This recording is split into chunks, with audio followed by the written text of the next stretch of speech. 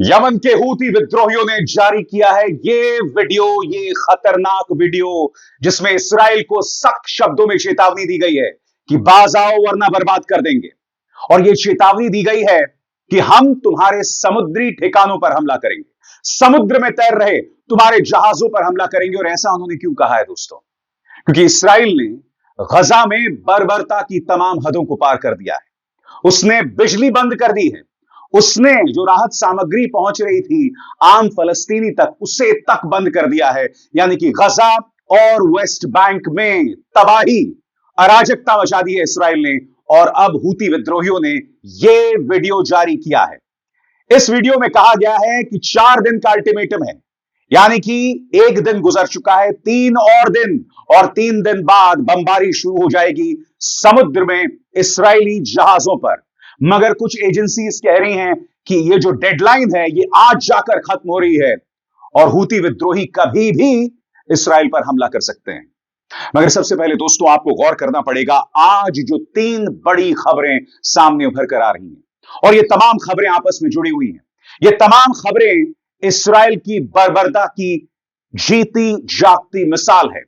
और वो 3 खबरें क्या हैं आपकी स्क्रीन पर। कतर और जॉर्डन का कहना है कि इसराइल गजा की नाकेबंदी और सख्त करके वहां भुखमरी थोपने की कोशिश कर रहा है। इसराइल ने गजा पट्टी की इकलौती बची हुई बिजली लाइन काट दी है, जिससे पानी साफ करने वाला प्लांट भी ठप हो गया है। हमास का कहना है कि इस्राएली सैनिक अब भी गजा और मिस्र की सीमा वाले इलाके में मौजूद हैं और बाहर से मदद पहुंचने में रोक रहे हैं। जबकि इसराइल ने संघर्ष विराम समझौते के तहत फिलाडेल्फी कॉरिडोर छोड़ने की बात कही थी। यमन के हूती विद्रोहियों ने चेतावनी दी है कि अगर इसराइल आज तक नाकेबंदी नहीं हटाता तो वे रेड सी में इसराइल से जुड़े जहाजों पर फिर से हमला कर देंगे। सबसे पहले दोस्तों मैं आपको सुनवाना चाहता हूं हूती विद्रोहियों के प्रवक्ता ने जो संदेश दिया है, उस संदेश को सुनिए। करीब 54 सेकंड का वीडियो है। वो पूरा वीडियो मैं आपको लगातार पीछे दिखा रहा हूं, मगर इस 54 सेकंड के वीडियो में हूती के प्रवक्ता क्या कह रहे हैं, सबसे पहले वो सुनिए। إذا استمر العدو الإسرائيلي بعد ال4 أيام في منع دخول المساعدات إلى قطاع غزة، واستمر في الإغلاق التام للمعابر ومنع دخول الغذاء والدواء إلى قطاع غزة، فإننا سنعود لاستئناف عملياتنا البحرية ضد العدو الإسرائيلي। और इसके अलावा जैसे कि आप मेरे पीछे देख रहे हैं दोस्तों, हूती विद्रोहियों ने बाकायदा ये वीडियो जारी किया है जिसमें वो बता रहे हैं कि किस तरह से अब इस्राएली नौसेना जहाजों की खैर नहीं और वहां पर हमला किया जाने वाला है। इस बीच दोस्तों गजा और वेस्ट बैंक में हालात बद से बदतर हो गए हैं। अब मैं आपको दिखाने जा रहा हूं अल जजीरा की एक रिपोर्ट, और इस रिपोर्ट में आप देखेंगे किस तरह से बिजली गुल कर दी गई है। माएं जो है मार्केट्स जा रहे हैं, बाजार जा रही हैं, बाजार सूने हैं। वो ये कह रहे हैं कि हम अपने बच्चों के लिए डायपर्स, जी हां, जब बच्चा पैदा होता है तो उसे डायपर पहनाया जाता है, डायपर तक नहीं मिल रहे माओं को। अल जजीरा की रिपोर्ट कहने को अंग्रेजी में है दोस्तों, मगर मैं चाहूंगा आप इस रिपोर्ट को देखिए, क्योंकि इस रिपोर्ट को समझने के लिए आपको भाषा समझने की जरूरत नहीं है। ये तस्वीरें अपने आप में बयां कर रही हैं इसराइल के जुल्म की दास्तान। देखिए अल जजीरा की रिपोर्ट कि किस तरह का कहर बरपाया जा रहा है आम फलस्तीनी पर। Israel says it's cutting off what little electricity it's supplying to Gaza. The Israeli energy minister signed an order on Sunday to stop any remaining transfer of electricity to the Strip. Now, the move is widely seen as a way to pressure Hamas to accept an extension of the first phase of the ceasefire deal. Gaza's infrastructure has been devastated by the war. It's turned to generators and solar panels to source some of its limited power supply. Well, Israel's total blockade on Gaza is fueling desperation. In Khan Yunis, people are struggling to get bread and basic supplies. Fuel shortages have also forced several bakeries and shops to close. Now, Sunday marks 8 days since access to the Strip was completely cut off by Israel. There's a siege on all of Gaza's people, from all the borders. As you can see, we're waiting for our turn to get a bag of bread. All of these people waiting for a bag of bread. This is our situation. The people of Gaza need aid. There's a siege on all of the people of Gaza, and we are all alike now, the wealthy and the poor. How am I supposed to feed my children? How am I supposed to break my fast during Ramadan? I have a baby and I can't get diapers for him. I swear to God, I can't get him diapers. This is not a normal life. जी हां दोस्तों, diaper तक नहीं है माओ के पास जो वो अपने नवजात शिशुओं को पहना सकें। इस बीच इसराइल ये दावा कर रहा है कि हमने बिजली गुल कर दी है। क्या कह रहा है अल जजीरा आपके स्क्रीन पर।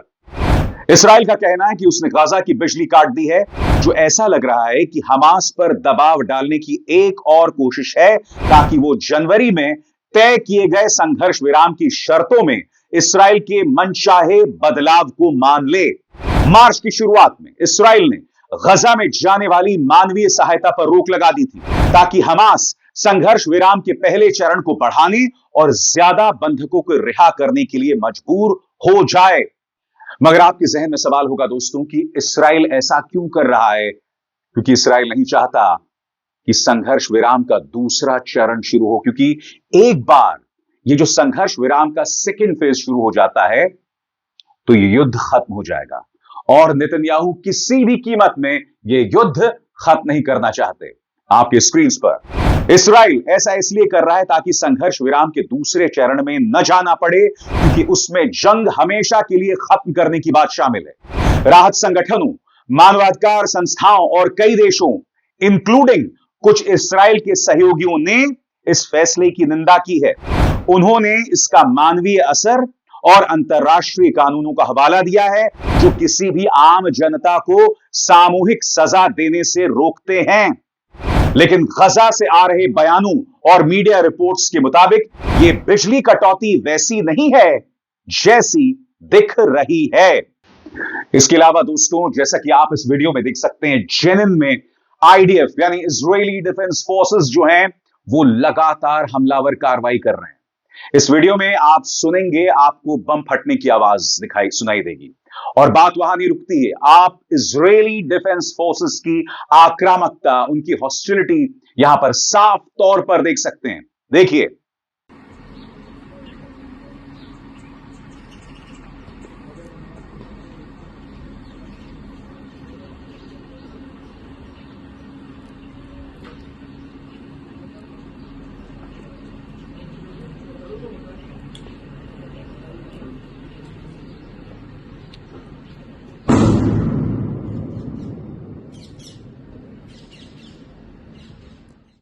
सही सुना आपने दोस्तों। इसराइल हर कीमत पर संघर्ष विराम की शर्तों की ऐसी तैसी कर रहा है, उसको तहस नहस कर रहा है। और ये समझाने से पहले, ये अहम बात समझाने से पहले, आप सबसे एक बार फिर अपील, दोस्तों आप मेरे कार्यक्रम कैसे देखते हैं? जब आपके फोन पर नोटिफिकेशन आता है यानी सूचना आती है, सिर्फ उसका इंतजार मत कीजिए, खुद जाइए मेरे चैनल पर, चाहे वो फेसबुक में हो या फिर यूट्यूब में, और खुद जाकर मेरे कार्यक्रम देखिए। मैं आपको बतलाना चाहता हूं दोस्तों कि मैं दिन में कम से कम 3 कार्यक्रम करता हूं। ये कार्यक्रम देखिए, खुद देखिए, अपडेटेड रहिए और हां, ये जरूरी सूचना मेरे हाथ मजबूत कीजिए। स्वतंत्र और आजाद पत्रकारिता का समर्थन कीजिए, सच में मेरा साथी बनिए। बहुत आसान है दोस्तों, इस ज्वाइन बटन को दबाइए और आपके सामने आएंगे ये 3 विकल्प, इनमें से एक चुनिए और सच के इस सफर में मेरा साथी बनिए। बहुत आसान है दोस्तों। तो जैसा मैंने आपको बताया, इसराइल संघर्ष विराम की तमाम शर्तों की धज्जियां उड़ा रहा है। इस बारे में बीबीसी क्या कहता है आपके स्क्रीन पर। जनवरी में हुए संघर्ष विराम की शर्तों को अपने हिसाब से बदलने की कोशिश में इसराइल ने गजा में कई जगह सैन्य हमले किए हैं और मीडिया से कहा है कि वो लड़ाई फिर से शुरू करने की तैयारी कर रहा है। गजा के स्वास्थ्य मंत्रालय ने संघर्ष विराम के दौरान मारे गए आम लोगों का रोजाना अपडेट जारी किया है। रफाह में, जहां इसराइल अब संघर्ष विराम की शर्तों के खिलाफ जाकर अपनी सेना बनाए रखना चाहता है, वहां शुक्रवार से इजरायली टैंकों और ड्रोन्स ने हमले किए हैं। इनमें कम से कम 3 लोगों की मौत हुई और कई लोग घायल हो गए हैं। मैं फिर आपसे पूछना चाहता हूं, ऐसे में इस संघर्ष विराम के क्या मायने हैं? यह संघर्ष विराम हुआ है इसराइली सेना और हमास के बीच में। ताकि आम फलस्तीनी जो है वो अपनी जिंदगी शांति से बिता सके, ताकि जो बंधक इस वक्त हमास के कब्जे में हैं उन्हें वापस इस्राएल भेजा जा सके। मगर ये व्यक्ति यानी बेंजामिन नेतन्याहू इस कदर स्वार्थी हो गए हैं कि वो अपने देश की जनता के जो बंधक हैं, जो इस वक्त हमास के कब्जे में हैं, उनकी जान जोखिम में डालने को तैयार हैं। ऐसा क्यों दोस्तों? आखिर क्यों इस व्यक्ति के अंदर की इंसानियत मर गई है? और बात यहां तक सीमित नहीं है दोस्तों। डोनाल्ड ट्रंप आए दिन जो बयान दे रहे हैं वो निहायत ही शर्मनाक हैं। जी हां, उनमें इंसानियत नाम की कोई चीज नहीं है। इसीलिए आम फलस्तीनी के लिए, गजा और वेस्ट बैंक में बसे फलस्तीनी के लिए आगे का समय एक अंधकारमय कुएं जैसा है।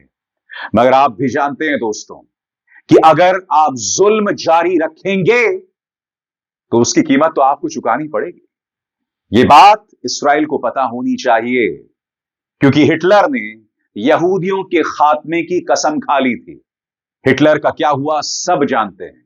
हिटलर की विरासत एक नायक की नहीं है, उसे एक खलनायक के तौर पर याद रखा जाता है। क्या यह बात बेंजामिन नेतन्याहू भूल गए हैं, जो खुद एक यहूदी हैं? इन बातों पर गौर करने की जरूरत है।